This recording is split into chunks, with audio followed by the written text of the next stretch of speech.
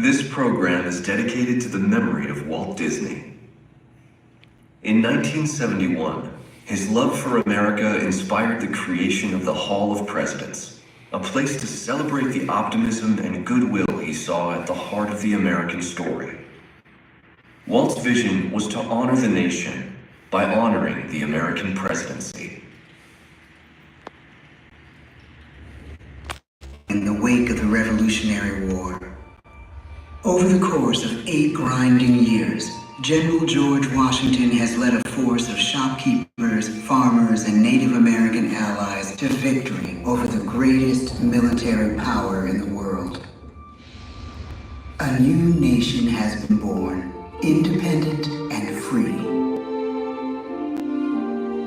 The founders must form a national government. In 1787, through months of passionate debate, they create a written constitution. For the country's highest office, they imagine something new in the history of the world. A leader not born to power like a king or queen. A leader who has not seized power through conquest. A leader not separate from the people, but elected by the people, from among the people. We, the people. This is a new idea. An American idea. The idea of a president.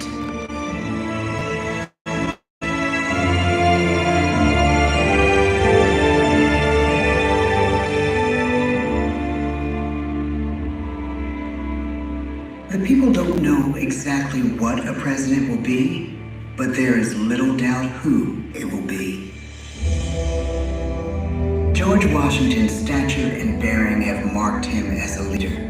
His integrity has made him a great one. Washington knows that many generals who have led successful revolutions make themselves dictators or kings. Instead, he steps down from power and retires to his home, Mount Vernon. The world takes note, and George Washington becomes the symbol of American ideals. In the first presidential election, it's Washington by a landslide. The only doubt seems to be his own. He writes, "Integrity and firmness is all I can promise. Integrity and firmness is exactly what we need." Everything he does as president will set a model for his successors. His final act may be the most important of all. After 2 terms, with no term limit in the Constitution, and amid overwhelming support to stay in office, he steps down once again and hands power back to the people. He wants us to speak, to elect a new president. During the early years of the Republic, we choose leaders as different as Thomas Jefferson, John Adams, and Andrew Jackson. Elections are often bitter. Each president stands at that fiery intersection where personal character meets the challenges of the times. Some call the presidency a glorious burden. Jefferson calls it a splendid misery. We, the people, must choose well. We elect 15 presidents before the course of history brings us to the edge of a crisis like no other. A nation born of freedom still permits slavery. As the country pushes west, will new states be slave or free? The question produces bitter conflict.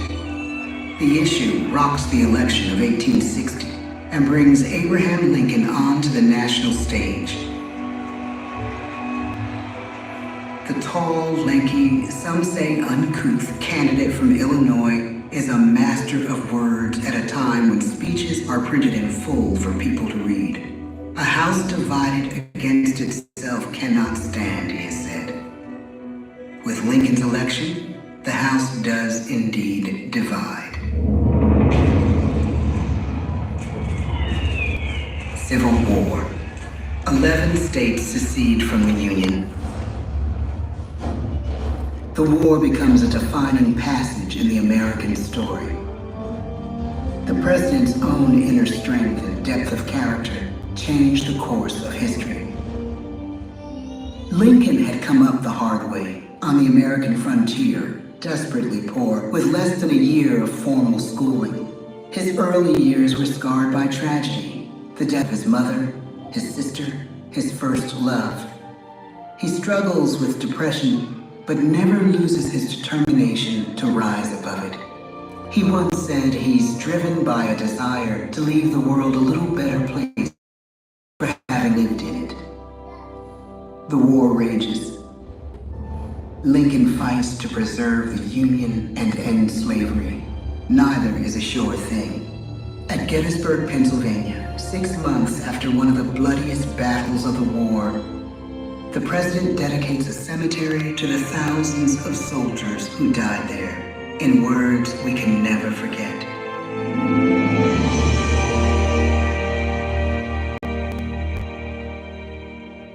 Fourscore and 7 years ago, our fathers brought forth on this continent a new nation, conceived in liberty and dedicated to the proposition that all men are created equal. Now we are engaged in a great civil war, testing whether that nation or any nation so conceived and so dedicated can long endure. We are met on a great battlefield of that war. We have come to dedicate a portion of that field as a final resting place for those who here gave their lives, that that nation might live. It is altogether fitting and proper that we should do this.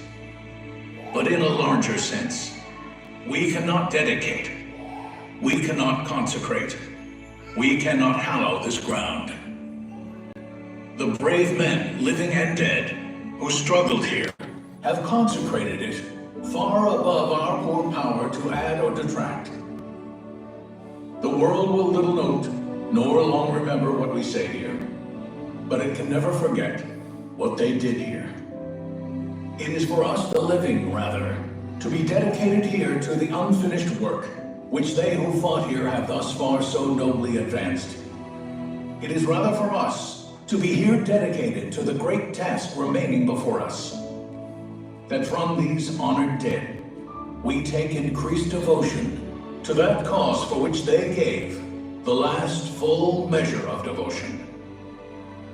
That we here highly resolve that these dead shall not have died in vain, that this nation, under God, shall have a new birth of freedom, and the government of the people, by the people, for the people, shall not perish from the earth.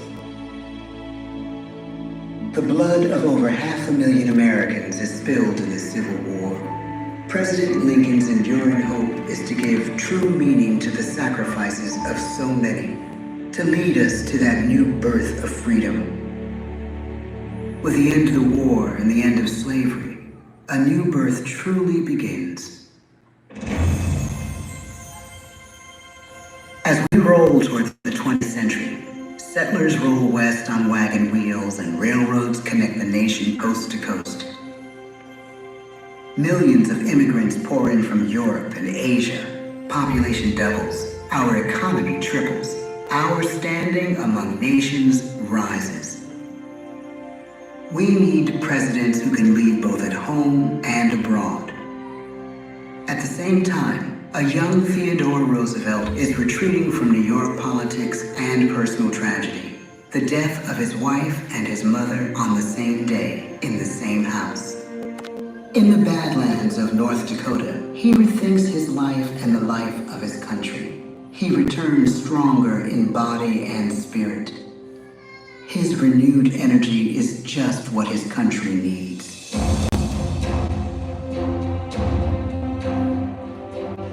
American industry is booming, but social tensions are rising. A progressive movement is bubbling up, pushing for change, and change is needed in the working and living conditions in cities. The gap widens between rich and poor. The demand for change grows stronger. Teddy Roosevelt is a knight on a crusade. He speaks with force and vitality in clear terms that make color colorful headlines at a time when mass-market newspapers have become the new media. To define his foreign policy, he borrows a phrase from an African proverb: speak softly and carry a big stick. But his greatest accomplishments are made at home. He breaks up giant monopolies, protects workers' rights, and calls for a square deal for all Americans, rich and poor, capitalist and wage earner. And a square deal for every man and every woman in the United States. He calls on America to be as great as the natural grandeur of its lands.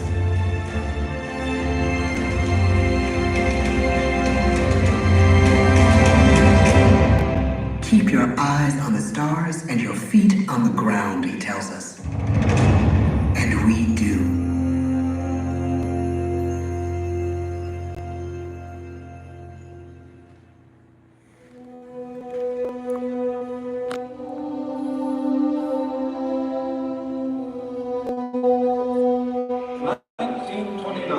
The bottom fell out of the market. 12 million unemployed. The bread lines and the soup. The results, the 1932 election now appear. When we elect our 32nd president, it is the worst of times. The course of history and the course of one president's life again shape a turning point in our national destiny. Franklin D. Roosevelt, paralyzed by polio, knows how to restore the faith of a people paralyzed by the Great Depression. I believe in practical explanation and in practical policy. He has found the inner strength his countrymen now need. He speaks to us like a friend, a neighbor. His optimism is contagious, his voice perfect for the latest breakthrough medium, radio. He calls us to believe we have nothing to fear but fear itself. And we do believe. Tonight's attacks on England are perhaps the most widespread of the war in the course of the day. But an even greater challenge dominates his final years in office. The Second World War.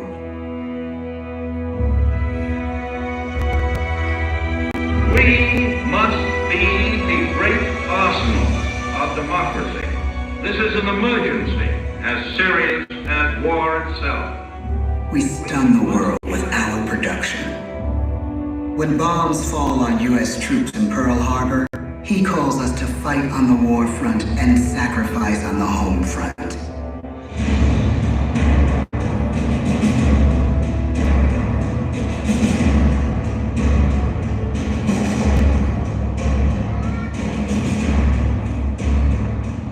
The harder the sacrifice, the more glorious the triumph. So spoke America in the year 1776. So speak Americans today. The world changes. The country changes. And yet, in one sense, what we need most from our presidents has never changed. A guiding vision that calls forth the best that America can be. Will outer space be developed for the benefit of all mankind? Or will it become another focus for the arms race? The choice is urgent, and it is ours to make. Ask not what your country can do for you. Ask what you can do for your country.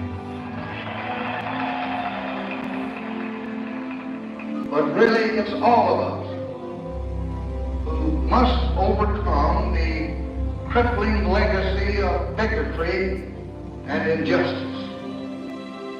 And we shall overcome. One of the agreements that President Sadat and Prime Minister Begin are signing tonight is entitled A Framework for Peace in the Middle East. Mr. Gorbachev, tear down this wall. You have lost too much, but you have certainly not lost America. I can hear you. The rest of the world hears you.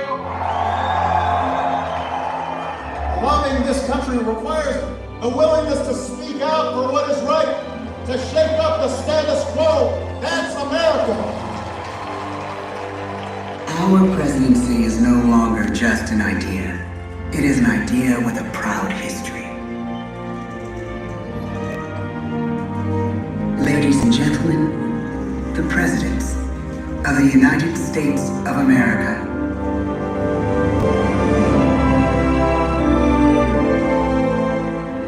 George Washington, John Adams, Thomas Jefferson, James Madison, James Monroe, John Quincy Adams, Andrew Jackson, Martin Van Buren, William Henry Harrison, John Tyler, James K. Polk, Zachary Taylor, Millard Fillmore, Franklin Pierce, James Buchanan, Abraham Lincoln, Andrew Johnson, Ulysses S. Grant, Rutherford B. Hayes, James A. Garfield, Chester A. Arthur, Grover Cleveland, Benjamin Harrison, William McKinley, Theodore Roosevelt, William Howard Taft, Woodrow Wilson, Warren G. Harding, Calvin Coolidge, Herbert Hoover, Franklin D. Roosevelt, Harry S. Truman, Dwight D. Eisenhower, John F. Kennedy, Lyndon B. Johnson, Richard M. Nixon, Gerald R. Ford, Jimmy Carter,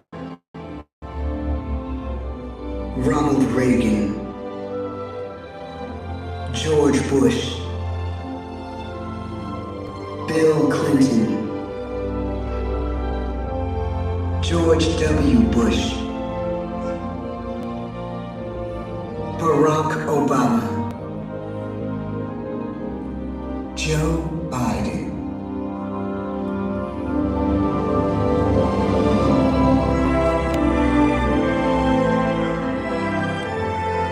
And now we come to the present. Once again, we place our trust in the idea of a president, as we have from the beginning. My fellow citizens, no event could have filled me with greater anxieties than that notification on the 14th day of April, 1789, that you had selected me to lead our nation. But it was with the confidence of my fellow citizens that I took an oath. 35 simple words that have been repeated by every American president throughout history. I, Donald John Trump, do solemnly swear that I will faithfully execute the office of President of the United States and will, to the best of my ability, preserve, protect, and defend the Constitution of the United States. So help me God. The presidency of the United States is a role unique in the world, an office entrusted to each president by us, we the people. Therein lies the genius of that new idea, now over 200 years old. A new idea our presidents have turned into a great American idea again and again.